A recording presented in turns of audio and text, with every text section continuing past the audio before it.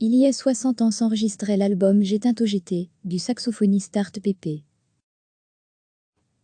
Il y a 60 ans Art Pepe entrait en studio pour enregistrer J'éteins GT, en quelque sorte, la suite de l'album Art Pepe Mise Rhythm Section paru 3 années plus tôt, en 1957.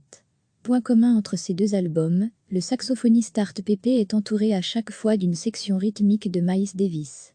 Regarland au piano, Paul Chambé à la basse et Fillijo et John à la batterie pour l'album de 1957. En 1960, Paul Chambé est toujours à la basse, accompagné cette fois par Unton Kelly au piano, Jimmy Cobb à la batterie et Count Candoli à la trompette sur 3 titres.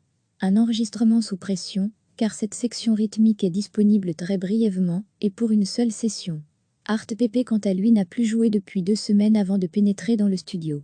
Enregistré le 29 février 1960 à Los Angeles, l'album est davantage tourné vers le beau que le précédent. Il se compose de 7 plages, dont 3 sont composées par Art Pepe.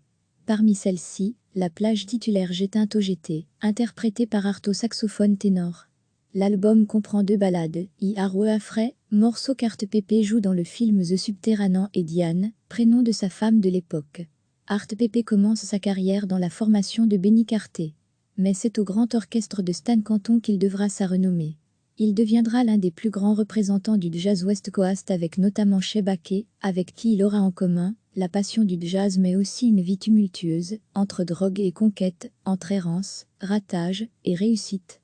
En 1979, il rédige avec l'aide de sa femme, Laurie, son autobiographie qui porte le nom d'une de ses célèbres compositions Streglyph. Dernier de ses nombreux comebacks, l'enregistrement du Super Boîte Moon en 1980.